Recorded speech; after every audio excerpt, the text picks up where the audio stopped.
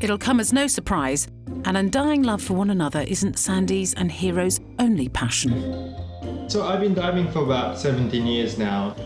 I think it's sort of like traveling different parts of the land for me. It's like going to different countries. My passion for diving is basically because you're weightless underwater. It's the closest thing that you can get here on Earth to being in outer space. But when they first met over 10 years ago, there was an instant attraction. Sandy and I, we met in Vietnam. We were both working there to do our diving instructor and training and stuff. I was just coming in one night to the dive shop. I walked in, he thought I was a customer at the time, and I was just taken aback by how handsome he was, and he just had this sort of a mystery there that I was wanting to get to know. Romance blossomed, but where would two fanatical divers want to tie the knot? I can't imagine. Every time I saw an underwater wedding in the shallow water, it wasn't just for me to see, that's not the wedding I wanted to do. Oh, fair enough. And we had a good friend of ours recommend that maybe we should do a textile deeper wedding, and once he threw that out there, we kind of drank a little bit too much beer and kind of went with that idea, and it just got crazier as we went along. So crazy, in fact, this wedding was not only going to be a death-defying dive, but a world first in an uncharted sinkhole surrounded by caves. I mean, what is wrong with these people? So for our wedding, we chose the location of Song Hong Lake, just outside of Ao Nang, Thailand. The sinkhole itself is about 60 meters across and 100 meters deep. You could literally be the first one to turn that corner and open into a new air pocket or the space that nobody has seen it before. We got to 123 meters in the cave and there was nothing there. And we thought this would be really, really difficult to have the wedding here.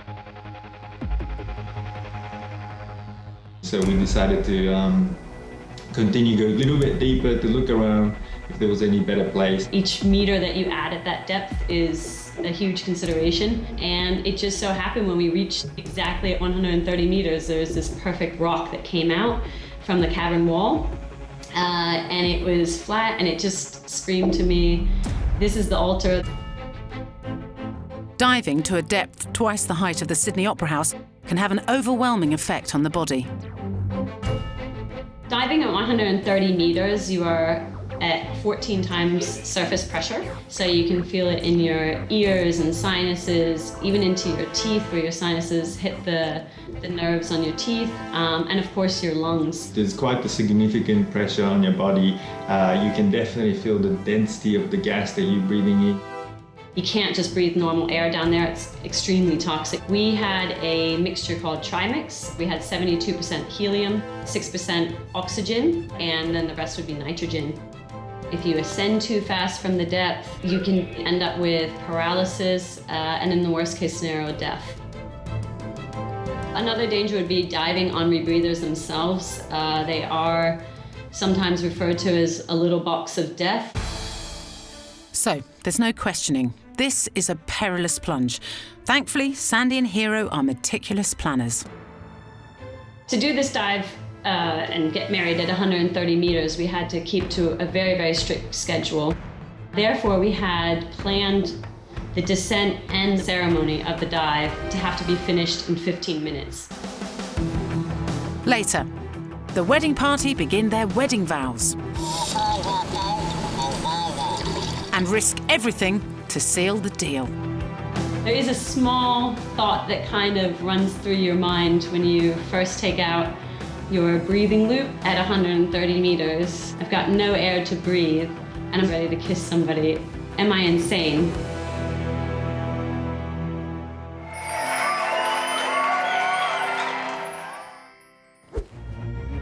Next, a proposal prankster gets pranked. I created a fake man named Jarta Al-Khor, who was a Saudi Arabian film producer, who would talk to Hannah and convince her that she was going to be getting a job with a feature-length movie. Will you marry me? I told him, hey, well, this is not what I imagined, this is not what I wanted. Shit, you saw it go wrong.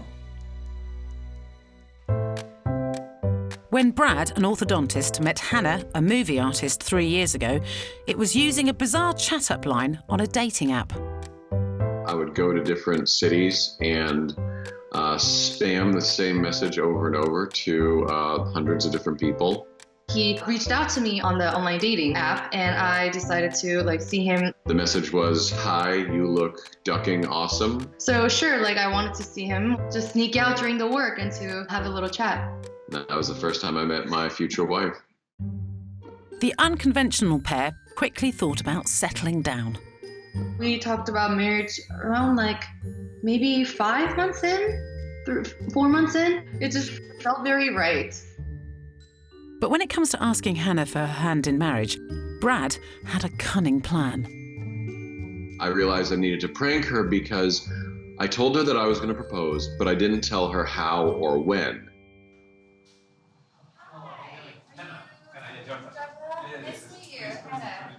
So it took about 2 full months to plan and prepare. In modern society, there's not a lot of outfits I could pick that would cover my whole body. I reasoned that, a woman in a burqa was the most I could possibly cover my body. I do. Now, I wasn't sure what type of supplies you were looking for. I brought my computer. So I created a fake man named Jarta Al-Khor, who was a Saudi Arabian film producer, who would talk to Hannah and convince her that she was going to be getting a job with a feature-length movie. I got really excited when I got that email because I was working for the marketing side, and I thought my way as an artist, my ambition was heading more towards the production side. So I was very excited.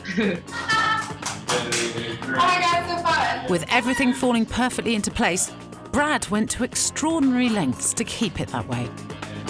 My fake character actually paid her to do a small gig for $300.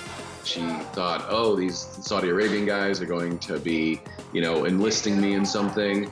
They've already paid me. As her boyfriend at the time, I said, oh, this company doesn't seem very legit. Doesn't seem like they're doing a lot of cool stuff. So I kind of trash talked my own false persona to really throw her off the scent. I felt very excited about the job interview. I was very nervous because I felt like I was ready to get this job. I deserve this, So the scene was set. Brad was going to play Nina, a non-English speaking woman wearing a burqa, whilst Jeff, a hired actor, would play Jarta Al-Khor, a Saudi Arabian film producer. Hold on 1 second. I was nervous. It was a very anxious morning. There was a lot to prepare. I was looking for gloves at the time because I realized that even though I had this whole outfit, my hands were going to show, and you can't find gloves in LA in the summer. It's not a big market, so I wasn't able to find gloves in time. I felt very strange when I first walked in, but at the same time, have my face on, my interview face on, I'm ready, But almost immediately, Hannah nearly blows the 2-month charade. I wanted to shake hands with her, so first I tried to reach the hand, but she was doing this. But then I remembered Jarta Al-Khor on the email saying, she's a very religious lady, she doesn't speak English. Oh, okay, I should be super, proper and be nice, and then I did this Asian bow to her. Brad's ingenious idea was Hannah had to draw Nina in 3 different poses. Absolutely ingenious. Let's begin. Let's do the first position. I look at Nina for about 1 minute. And turn around in the chair, please. And I turn around and draw for 3 minutes. So just remembering from my head. And I thought that was very challenging. So let's do another position. This way, when I finally revealed myself to be, her boyfriend, she would already have her back turned and not see me take my disguise off.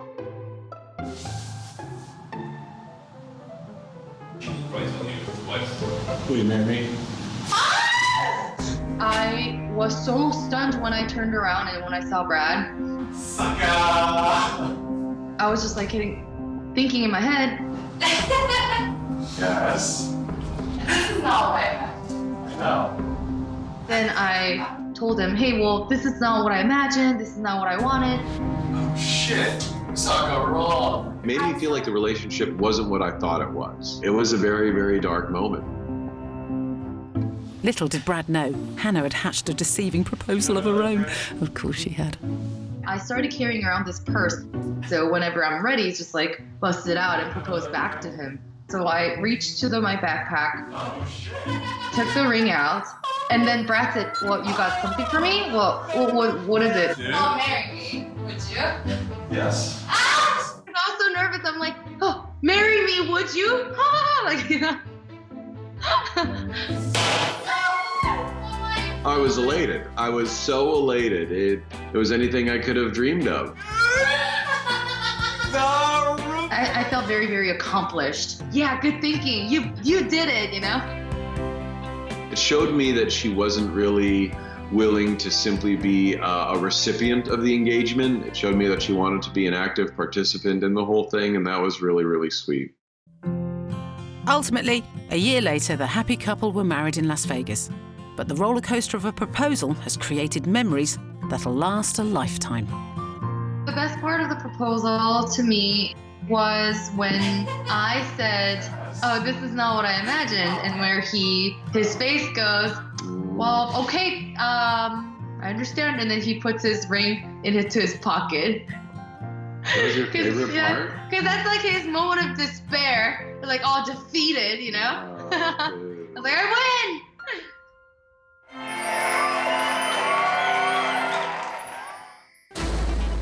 You okay, mate? Next, a couple of groomsmen stripped to their undies. Taking your gear off, and I was like, yeah, all righto, mate, don't worry. So we sort of just stripped down to our jocks and off we went. To save a fisherman from drowning. He said, I can't swim. And I was like, well, shit, he's got no life jacket on for a start. That obviously was why he was hanging onto the boat. Over 11 years ago, Joanne and Aaron met, but little did they know their wedding would be life-saving. Aaron and I met in a little mining town called Gove. We got talking and we found out quickly that we were both really passionate about the water and especially fishing and diving. We went to the Maldives where he decided to pop the question with the ring, and the question was, do you want it or not? So of course I did. Why wouldn't you, you romantic? And so Joanne got planning the wedding of their dreams. My perfect wedding was somewhere beside the ocean, barefoot on the beach with all our nearest and dearest, and what better place than Palm Cove. It's just a nice, quiet location. It's very tropical with the rainforest meeting the coast. And it's just golden beaches and palm, just lined with palm trees. They got the Great Barrier Reef on the doorstep, so absolute perfect place for a destination wedding. Apart from the weather, which can be temperamental in May, apparently. Prior to the wedding, there was an announcement in the local news that there was a cyclone offshore, being the tropics and the end of the wet season. The morning of the wedding, it was pretty much your typical day getting ready. It was slightly overcast, but by the time I was ready for the actual ceremony, there was perfect blue sky. She looked amazing when she walked out with her parents. It was, breathtaking. Devotedly standing at Aaron's side were two salt-of-the-earth groomsmen, Deanie and Dogs. Aaron had two groomsmen, which were his best friends. Both of them love fishing as much as he does. A bit rough around the edges, but they're your typical Aussie blokes. They were easy choices. They're both top blokes. They're great guys. They're the sort of the fellas that would do anything for you. No questions asked, not make a fuss of it, and we have a laugh whilst we're doing it. Joanne and Aaron are officially hooked for life. The special ceremony may have gone without a hitch, but this big day was about to turn extraordinary. After the ceremony, we went off for our photo shoot. The weather started to slightly be overcast. Noticed that the waves had started to pick up at that point in time as well. The photographer had seen what was going on behind us and pointed and said, well, what's going on over there? So Aaron and I turned around and we seen that a boat had started to go straight up in the air. We got the message to the lads on the beach that he needs a hand to get out there and help him out. So yeah, I remember just watching those guys go strip off their duds, and next thing they're in the drink. Down on the beach, Deanie received his orders from Aaron's dad. I said, oh, we're going to do something here. And Mark just turned around and, oh, righto, well, take your gear off. And I was like, yeah, righto, mate, don't worry. So we sort of just stripped down to our jocks and off we went. You okay, mate? Ran down the beach like bloody Hasselhoff and bloody jumped in the water. But the choppy water was the least of the groomsmen's worries. So the Cairns region is well known for stingers. There is potential for irukandji in the water at that time of the year, as well as being tropics. There's also saltwater crocodiles. Apart from the crocs, irukandji jellyfish are an extremely venomous type of box jellyfish with a sting so severe it can cause fatal brain hemorrhages. So the lads had their work cut out. Seriously, I'm sticking to the pool. I grabbed hold at the front of the boat and he said, I can't swim. And I was like, well, shit, he's got no life jacket on for a start, and that obviously was why he was hanging onto the boat. So our main concern was he was sort of getting swept towards the rocks and he wasn't let go of the boat, especially with that tidal current there and the way the weather was, that was a concern. Luckily, Deanie was used to being in a tight spot. I've been bitten by a croc, been attacked by a shark, and I sunk a boat and been rescued by a helicopter, so yeah, I suppose it was probably up there with them. Yeah, there was a bit of adrenaline going on. There's the wind obviously pushing the boat and the waves as well, so there is potential that they could have smashed up against the rocks. So they got the guy, made sure that he was okay, and then started trying to bring the boat in to shore, battling the waves as they were doing so. Got the boat with him clinging onto it back to the beach, and he sort of went back up the beach and just collapsed out of exhaustion. Once the rescue had all finished, the boys actually came up on the jetty and they're all yahooing and woohoo. So we decided that we'd get a photo of them to capture the moment. With mates like this, Joanne knows Aaron will always be in safe hands.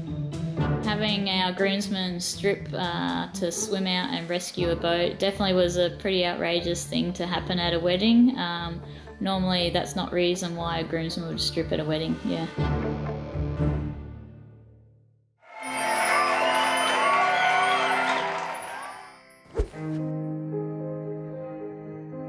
Wearing the perfect dress down the aisle can provide a memorable visual statement.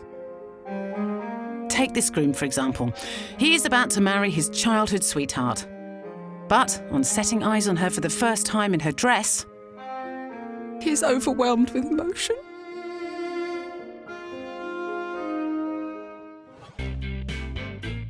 And this bank-busting bridal gown will guarantee an emotional reaction. It just may not be the one you were looking for.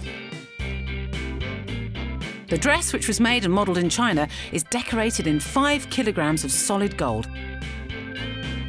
And when just 1 kilogram is currently priced at nearly £40,000 sterling, that's enough to make anyone cry. In fact, the quest for the perfect wedding in China knows no limits. The flying veil is a wedding craze taking the country by storm.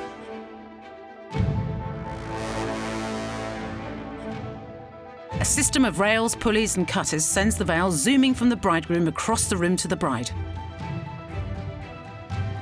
It certainly makes a memorable visual statement, especially when it goes wrong. I think we'll draw a veil on this one.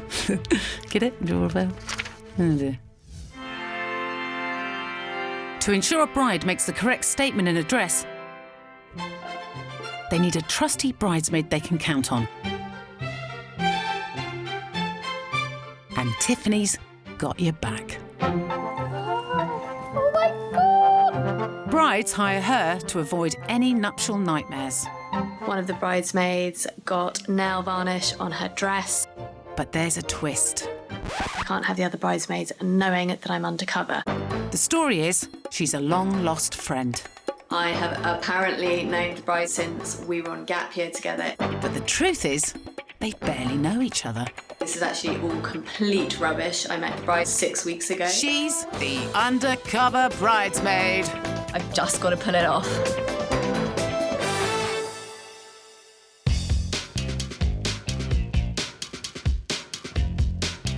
So I have a new client who I'm working undercover for.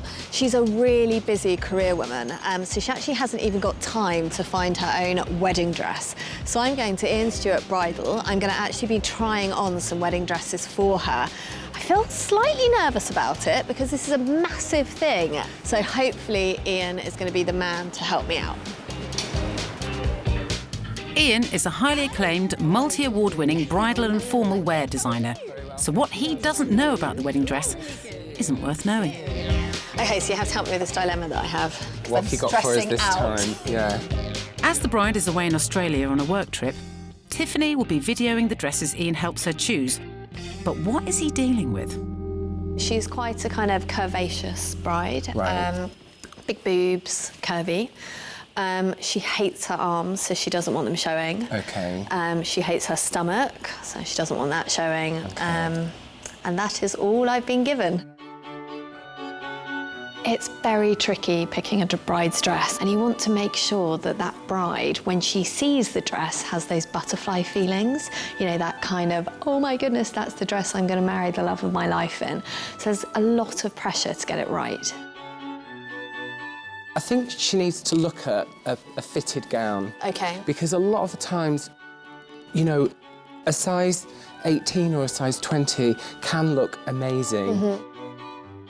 I think I get to know my brides quite well, so I know the sort of thing that they are likely to feel good in. So hopefully my expertise means that that bride's going to end up being happy.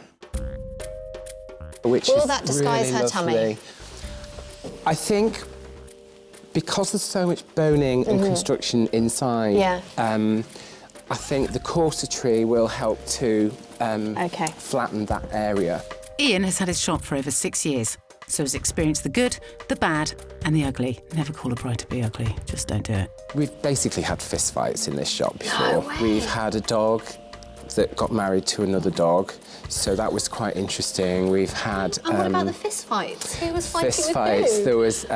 There was a large group of girls, and it got a bit leery. Don't bring 15 people with you to your bridal appointment.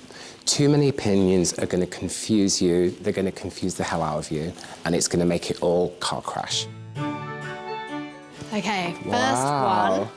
I'm breathing in a lot. Looks amazing. Why don't you step up onto the podium? So let's see. So this is your fitted gown. Slinky one. I know she said that she was very concerned about the stomach area, but I think that the construction of the dress is such that you're not going to see any bulges. Yeah. So we've got the matching veil, which we can try. Yeah. We get brides that have all different shapes and sizes, and we get brides that want to cover up things, and also they want to show things, maybe a little bit too much in some cases.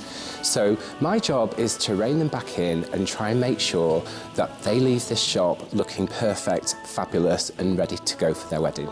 So in terms of arm coverage, you do get a little bit of arm coverage with the veil. OK. It can be quite difficult when you're trying on a dress because you've obviously got to convey the feel of it, whether it's heavy, whether it's comfortable. So I really have to think about all of those things, and then when I report back to a bride, I will let her know. This is the mermaid dress. It has a champagne underlay. It has lots of corsetry inside. Let's go and get you into dress number two. Dress number 2. OK, number 2. This is like Grace Kelly, 1950s, Here We Come. That looks fabulous.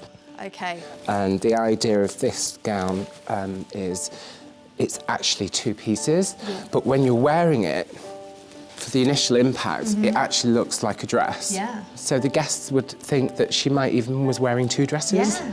Because when she takes the every dress bride wants jacket two off, dresses. both looks are very, very different, but they both tick the same box. So at the moment with this bride's budget, she hasn't really got one. She wants to find the dress of her dreams, and I think at the moment the money is second to that. So if I end up finding a dress that costs a fortune but she loves it, then it's a dress that costs a fortune but she loves it.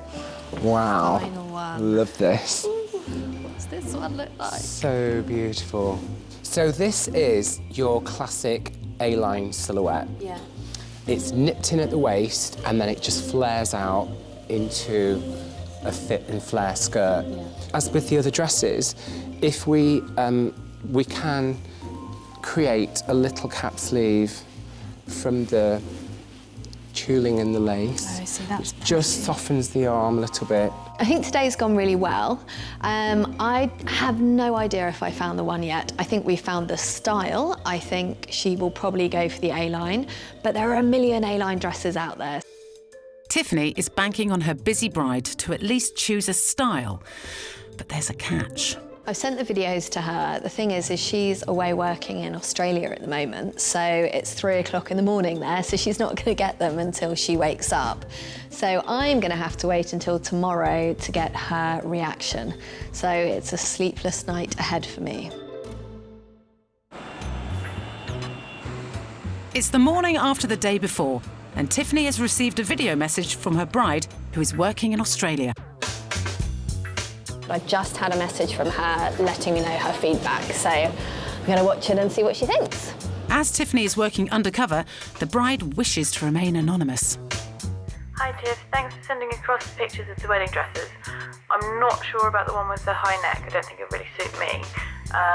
Really like the A-line one. Perhaps you could send me some more A-line dresses. The shape I think would be better for me. Okay, so she liked the A-line dress, which is what I thought, so that's great. Basically now what I'm going to do is we're going to arrange a date for her to go and try some dresses on. We'll narrow them all down to A-line dresses so that she doesn't have to waste time trying on loads of other things that aren't going to suit her.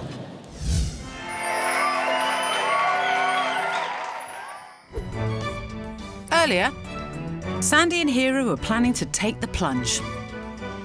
A record-breaking dive 130 metres down an uncharted sinkhole in Thailand. I mean, I don't... Why? Why? I was the last one to arrive at the lake, and my dad was there waiting. And at that point, that was a really hard time for me not to start tearing up, because it was just something that I guess every little girl dreams about, is having their dad walk them down the aisle, and I knew this was probably way different than what he ever imagined. Yeah, I can see Sandy holding very hard not to cry. When they got into the waters, it suddenly felt very real that we were doing this. We said our final goodbyes to everybody on the surface, and it was descent time. Hero and I went first, and others followed, and we knew that we needed to get down there quickly, and with our eye on the target of getting to 130 meters and starting the ceremony. So once we reached 130 meters, our ceremony began. Because we were diving with a high percentage of helium, we can hear everybody's voice basically squeaking through the rebreathers. And you're saying some really serious things to your partner in this high-pitched, like Minnie Mouse voice, so it's all very comical. But then the couple had to seal the deal with a kiss. But at these depths, such a simple thing was very complex. I mean, I could have told them that. After we had exchanged the rings and recited the vows, we of course needed to kiss. There is a small thought that kind of runs through your mind when you first take out your breathing loop at 130 meters. I've got no air to breathe, and I'm at 130 meters ready to kiss somebody. Am I insane? At those depths, you don't normally take the rebreathers loops out, but we took the loops out by closing it and then take it over our head. That could have been another record if we wanted to. It could have been an deepest underwater kiss. Once the ceremony was over, we then knew we had to get out of there. We had to begin our ascent. You are required to do lots and lots of stops on the way up, about 1 every 3 meters. So you can imagine that's quite a number of stops. On our way up, towards our last stops, we came into a habitat. Habitat is basically just an upside down container large enough for someone to go up into. Our support divers came down with a bottle of champagne, opened it up, and had a bit of champagne. Cheers, guys. Awesome. Normally we would never drink alcohol, we would never do anything like this, but we were like, oh, what the heck, it's once in a lifetime, it's a very special event. We got married 130 meters. Having celebrated their union, the couple had to wait for over an hour before heading to the surface. The very last part of our ascent, we reached out to one another's hands because we knew we were going to break the surface, and it was such an awesome feeling just to know that we did it and everyone was there to take part in it and see us come out of the water. They were throwing the rice all of us, and yeah, it was great to have that feeling of dive ending with success. So the wedding went without a hitch. And now the couple also hold the world record for the deepest underwater wedding. I mean, again, why? Yeah, I guess it is outrageous to some people, and some people wouldn't even think about having a wedding in the lake with the muddy water or the cave system, or thinking about going down to the extreme depths. I wouldn't do it in any other way. It was meant to be for us to get married in this way.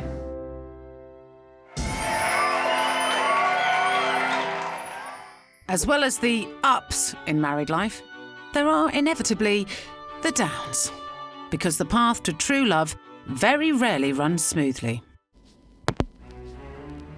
There are some couples whose relationships have stood the test of time. We've been married 60 years. I hope we last another 60. And after decades of wedded bliss... Still like to hold her and kiss her. A big softie. I never, ever go to bed at night without giving Colin a kiss. It's lovely. They know all the secrets to a successful marriage. Not sex, is it?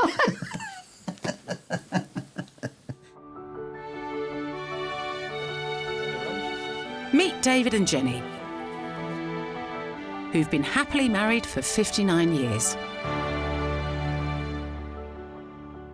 David's very kind, very thoughtful. And that's all you need when you're a couple who believe marriage to be a straightforward affair. It's a couple coming together who love and care for each other, who live faithfully together, and if it's possible for them, raise children and have a family. That's marriage. But in the late 50s, when the couple first got together, their romance ripped up the relationship rulebook, as Jenny, wait for it, is 4 years older than David. I was 20 when I got married, and I knew there were people who were wondering, well, how long is this going to last? You know, he's a very young guy. My mother in particular was very judgmental. I didn't feel that at all. I felt I was very ready to get married. But Jenny was not on the lookout for a toy boy. It was certainly love at first sight for me. Well, it wasn't love at first sight for me. I was quite happy to go out with him, and it grew from there. I really liked the look of Jenny, but she was 4 years older than me, so I thought, well, how am I going to arrange a sort of get-together? And I knew she went on to a music lesson, didn't you? Yes, piano lesson. And so I stopped at the end of the road on my bike, and I followed her, unbeknown to her. And then when she came out, I turned the corner of the road, went toward her, whistling a tune she'd recognised, and she looked up and, oh, hello. And then the rest is history since then. Despite the age gap and Jenny's initial reluctance, David persevered and the romance blossomed. We couldn't really court at home. And so what we did, we had one private spot we really favoured, didn't we? Can you remember? behind the church. At the bike sheds at the back of our church. Yes, we did everything on our bikes, one way or another. And these veterans of matrimonial bliss know exactly what those thinking about getting hitched require. Our marriage is based on friendship. Friendship's what held us together throughout. And where you've got a solid friendship, then I think that will help young people with the challenges they might face. Of course, we've had a row every now and then, haven't we? Oh, yes, we have a few too. Yes. I mean, you can't always get it right, so... But nothing that we ever let the sun go down on. So David has a heartwarming metaphor for marriage. The marriage starts off like a fire, you know, the flames are leaping high as all the sparks are flying. And then when you get to our time of life, it's like sitting in front of a fire that's got a lovely warm glow to it. So what are the secrets to a successful marriage? Do you love them? Do you trust them? Are you friends? That's pretty concise. Sometimes, even the sweetest wedding plans can turn sour. In Slovakia, travelling by horse and cart is the only way to roll on your wedding day.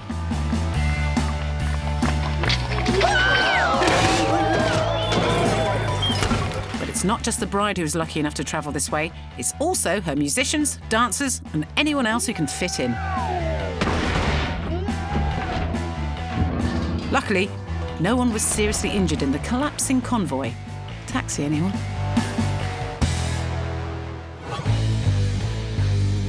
Making a grand entrance at a wedding should only be reserved to the bride and groom.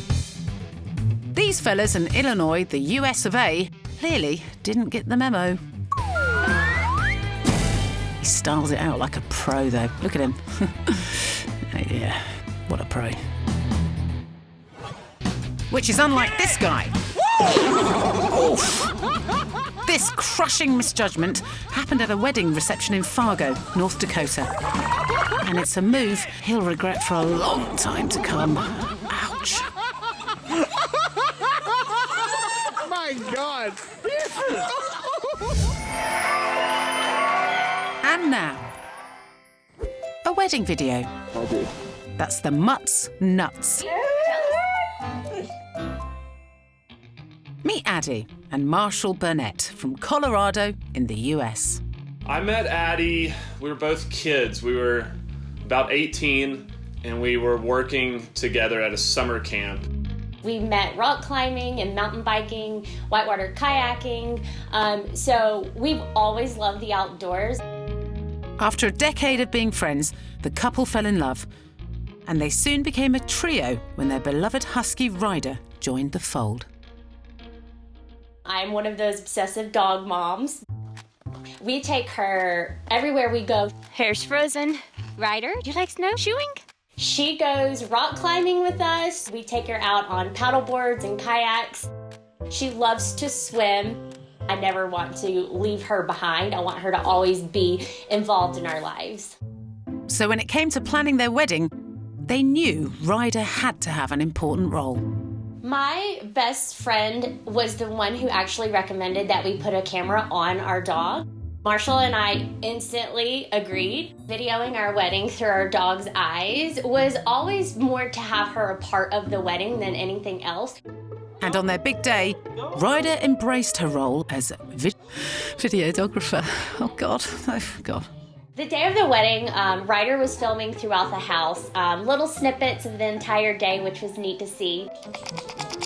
She just ventured through the home and captured everyone getting ready, doing their thing. There was a moment I was just sitting on the floor, I think doing my makeup, and Ryder came over and said hi. The couple wanted to marry on Rowan Mountain in Tennessee, a spot where they had shared their first kiss years before.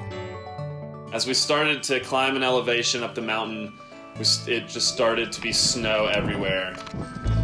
As soon as we got a few hundred yards into the hike, we let her off leash. Here we go. And she knew exactly what to do, which was just run and play and enjoy the snow. was really magical. Being at her height and the angle of the camera, she went pushing through these trees that were covered with snow, so its branches smacking on the lens. So once Ryder and the happy couple made it up the mountain, the ceremony could begin. We didn't write vows or anything like that. It was the traditional, I do. At the moment that we needed to get married, Ryder watched us and was curious what was going on. It was pretty special. I don't know if she was thinking my mom and dad are getting married, this is cool, or what was going through her head. Okay, we're gonna get to some vows. You ready? You take Eddie to be your lawful wedded wife. I do. Congratulations. I remember just smiling ear to ear all day. It was very magical. I remember after our kiss just looking around and thinking, wow, this is so special. Get a front view and then... And the best part about Addie and Marshall's magical wedding was that thanks to Ryder's pawsome video, seriously, who is writing this? They can watch it all again. I was blown away with her skill and her ability to capture little moments and incorporate her personality in the mix of it. We had a great video that we could look back on forever and cherish those memories. Ryder rose to the challenge, but was she happy with her handiwork? Run out of gags, have we? We'll take that as a yes.